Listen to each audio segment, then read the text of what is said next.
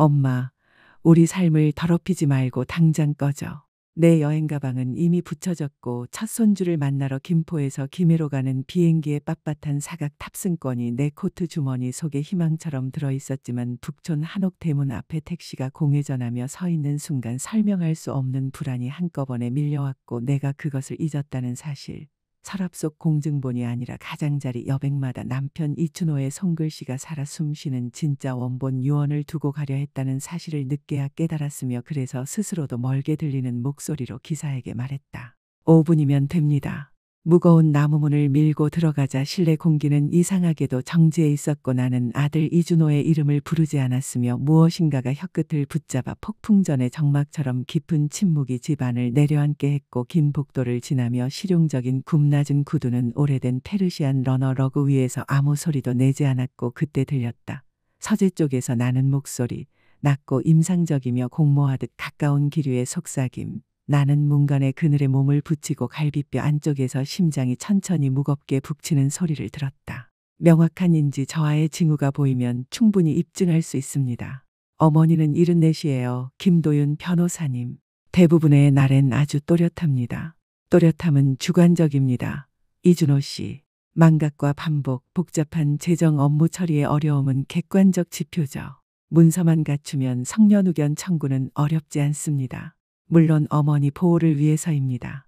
성년후견이라는 단어가 돌멩이처럼 적막한 복도에 떨어졌고 그들은 나에 대해 나를 수용하고 통제하는 방법에 대해 이야기하고 있었으며 이준호는 목소리를 낮추어 비밀을 공유하듯 덧붙였다. 벌써 기록을 시작했어요. 독서용 안경을 자꾸 잃어버리시고 지난주엔 아버지 연구 출장 이야기를 2번이나 반복하셨어요. 제가 준비한 분기별 추정세금 서류도 아직 보시지 않았고요. 속이 울렁이며 나는 문을 박차고 들어가 그 배신이 들렸다는 사실을 깨달은 아들의 얼굴을 보고 싶었지만 차갑고 정확한 기록관리자의 본능이 몸을 접수했고 나는 뒷걸음쳤으며 발걸음을 소음 없이 고르게 쪼개어 내 신경 말단이 모두 비명을 지르는 동안에도 마룻바닥은 내 편이 되어 삐걱임 하나 내지 않았고 바깥에는 늦가을의 햇빛이 밝았지만 내 가슴 속에는 빙하가 자라고 있었으며 나는 기다리던 택시에 다시 올라탔고 유언은 잠시 잊히고 손주는 아득히 멀어졌다.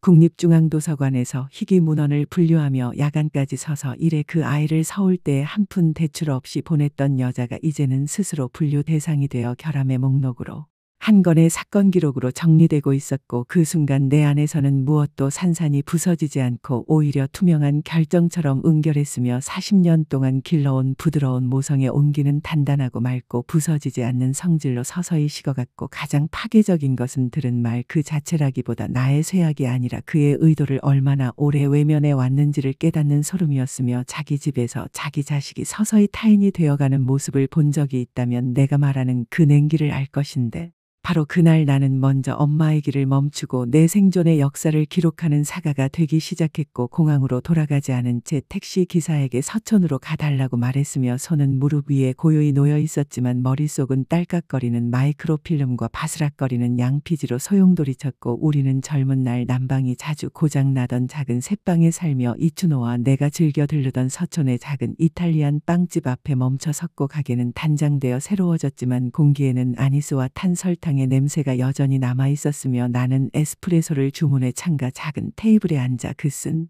열기가 현재의 나를 단단히 단내리게 했고 바람을 피해 칼날을 세운 사람들이 서둘러 지나가는 모습을 보며 바로 이 자리에서 신문을 읽던 이춘호와 설탕봉지로 정교한 탑을 쌓던 어린 이준호를 떠올렸고 그 아이는 현수교가 어떻게 버티는지 초고층이 왜 쓰러지지 않는지 도시에 보이지 않는 기반시설이 어떻게 작동하는지 알고 싶어 했으며 나는 그 호기심을 키워주려고 도서관 공학서가에서 책들을 빌려와 하중벽과 인장 강도에 관한 문단에 동그라미를 치고 로봇 대회에 데려다 주었고 그때 그는 파괴공이 아니라 건설자였으며 그 빛나던 소년과 방금 전 내가 몰래 들은 남자 사이에는 어느 순간 근본적인 전환이 일어났는데 그것은 번개처럼 급작스러운 병곡이 아니라 오래 걸려 스며드는 점령이었다.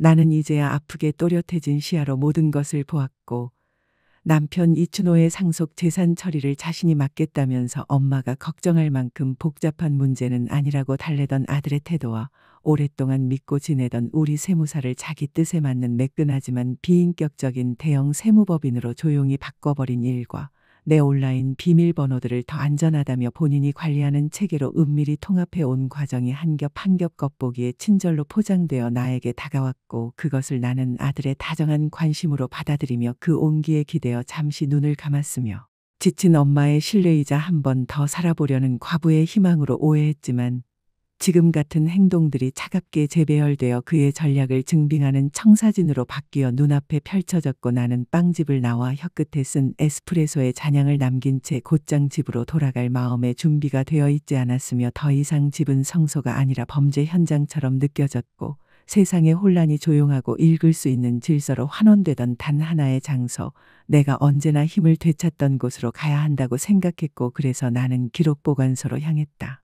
국립중앙도서관의 높은 아치형 천장은 오래된 친구처럼 나를 맞아주었고 숙성된 종이와 재택용 악교의 익숙한 냄새가 곤두선 신경을 어루만지듯 가라앉혔으며 나는 일반 열람실을 지나 대리석 바닥에 발소리를 살짝 울리게 하면서 뒤편의 희귀본 필사본 자료실로 향했고 그곳 나의 옛 왕국은 더 조용해졌고 더 디지털화되었지만 본질적인 질서는 여전히 제자리에 있었으며 접수대에 앉은 이준호와 비슷한 또래로 보이는 젊은 기록관리사에게 고개를 끄덕여 인사하고 남편의 상속 관련 자료처를 열람하겠다고 신청했고 대학 소속 연구자의 자료를 안전하게 맡기는 관행대로 이곳에 보관되어 있다는 설명을 들은 뒤 안내를 받아 고요한 구석 자리로 가자 잠시 후 회색의 무산성 보존 상자가 내 앞에 놓였고 나는 흔들림 없이 상자 뚜껑을 들어 올렸으며 유언 그 자체는 명료했지만 내가 찾고 있던 것은 남편의 메모, 가장자리 여백마다 스며든 치밀한 주석들이었고 그는 늘 종이 위에서 생각하던 사람이었으며 각진 필체가 모든 여백을 채우고 있었고 거기엔 나를 위한 지도가 있었다.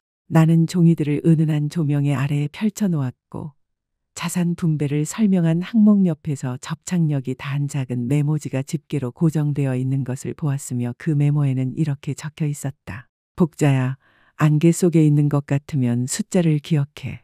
숫자는 의견이 없다.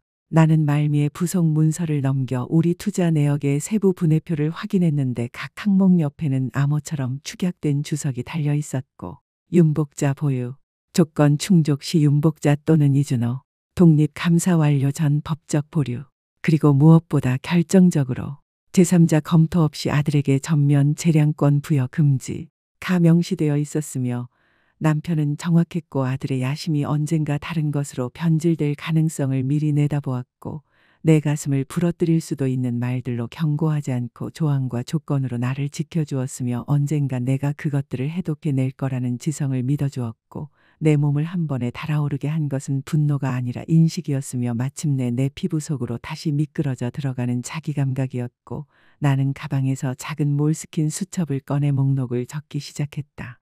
장민수 변호사에게 연락, 신경과 전면 인지 평가, 전 계좌 감사, 위임장 철회.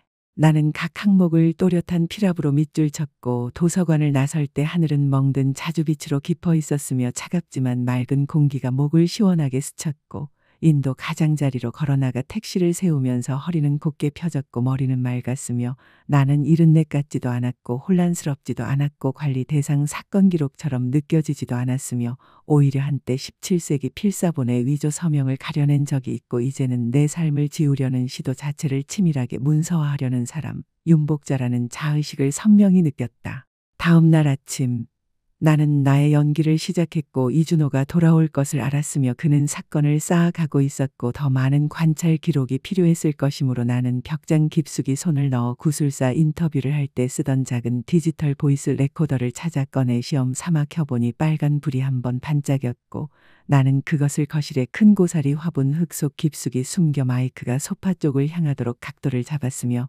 현관문은 잠그지 않았고 차를 끓이다가 실수인 척 인조대리석 상판 위에 물 한 점을 흘려 남겨두었고 신문 가로세로 낱말풀이를 꺼내 몇 칸을 채우되 하나를 일부러 틀리게 적어두었고 이 작은 조각들이 그가 따라오도록 남겨두는 빵부스러기, 시작된 균열을 암시하는 신호가 될 것이라고 생각했고 그는 10시에 예고 없이 장보따리를 들고 와서 부드럽고 성실한 걱정의 표정을 지었으며 내 볼에 입을 맞추고 집이 조금 춥다고 말했고 나는 어렴풋이 고개를 끄덕이며 보일러 온도 조절을 내가 깜빡했나 보다 중얼거렸다. 연극은 이미 시작되었고 그는 부엌을 자기 소유처럼 돌아다니며 저염 유기농 수프와 무글루텐 현미 크래커를 꺼내 놓았으며 내가 요즘 잠은 어떤지 묻길래 나는 중간에 화제를 바꾸어 흐릿하고 단정하지 않은 대답을 늘어놓았고 차를 저으면서 손끝을 아주 조금 떨리게 두었으며 그는 눈에 아무것도 빠뜨리지 않겠다는 듯 나를 지켜보았고 조리대 위에 쌓아둔 우편물 더미를 훑어보다가 우리 투자사에서 온 봉투를 골라 집어들었고 나는 요즘 숫자를 보면 머리가 어지러워 아직 뜯어보지 못했다고 말하자 그는 아주 친절하게 대신 검토해 주겠다고 제안했으며 나는 손을 한번 내저으며 나중에 어쩌면 하고 가볍게 밀어두었고 수프를 비우고 나자 그가 문설주에 팔을 빗대고 서며 표정은 심각하되 목소리는 부드럽게 가라앉았고 바로 그 순간을 나는 기다리고 있었는데 그는 기억헤어 교육을 받은 직원이 있고 정원과 음악 프로그램이 있으며 요리 걱정도 덜 수 있는 시니어 레지던스를 알아보고 있다고 했고 그냥 선택지예요, 엄마. 라고 속삭이듯 다정하게 말했으며 금박을 입힌 세 장의 풍경을 선물처럼 내미는 그 말을 들으며 나는 일부러 느리고 혼란스러운 생각의 흐름을 흉내내어 눈을 두세 번 천천히 깜박였고 가느다랗게 미소를 지으면서 누군가 대신 요리를 해준다면 좋을지도 모르겠다고 답한 뒤 눈을 크게 떠 순진무구한 표정을 지어 보이며 오늘이 무슨 요일이니? 예야 하고 물었고 그 눈빛 속에서 이야기가 마지막 조각까지 딱 맞아떨어질 때의 얇은 만족이 번쩍이는 것을 보았으며 그가 돌아간 뒤 나는 고사리 화분에서 녹음기를 꺼내 이춘호의 서재 문을 잠그고 앉아 대화 전체를 처음부터 끝까지 들었고 단어와 단어 사이에 조심스러운 공백과 은근한 하대의 어투까지 놓치지 않았으며 분노는 들지 않았고 대신 차갑고 맑은 목적의식이 목까지 차올랐으며 이제 나는 배신의 기억을 넘어선 것을 갖게 되었고 내 앞에는 1차 사료가 있었다. 그 오후 나는 오래된 가죽 주소록에서 장민수 변호사의 번호를 찾았고 도서관에서 20회를 함께 일하다가 그가 상속 전문 변호로 나선 뒤로도 종종 소식을 주고받았던 기억을 더듬었으며 그는 불필요한 말을 용납하지 않는 예리한 사람이었고 나는 침착하고 또렷한 목소리로 메시지를 남겼다. 장민수 변호사님, 윤복자입니다. 제가 신뢰할 수 있는 법률가가 필요합니다. 개인사입니다. 그는 오후 4시에 내 집에 도착했고 인사치레의 시간을 쓰지 않은 채 주방 식탁에 앉아 존재감만으로 공간을 단단히 채웠으며 나는 녹음기와 이춘호의 주석이 가득한 유언 사본을 그의 앞에 밀어놓았고 그는 표정을 읽을 수 없게 굳힌 채 끝까지 녹음을 들은 뒤 내 눈을 보고 5마디로 말했다. 우리는 이걸 바로잡을 겁니다. 그는 노트북을 펼쳐 손가락을 날아가게 움직였고 노련한 지휘관이 전투 도면을 펼치듯 절차를 명료하게 설명했으며 첫째, 이준호에게 부여된 기존 위임장을 즉시 철회하고 둘째, 흠잡을 데 없는 공증 유언과 유언 대용 신탁을 마련해 신뢰할 수 있는 집행인과 수탁자를 지정하며 셋째, 내 디지털 3 전체를 암호화 백업으로 봉인하고 넷째, 서울대병원 신경과 김현중 원장에게서 전면 인지평가와 문서화된 소견서를 받자는 것이었고 그는 잔혹하게 미소를 한번 그으며 말했다. 그들이 어머님이 잊었다고 가정한 모든 것을 우리는 지워지지 않는 잉크로 다시 쓸 겁니다.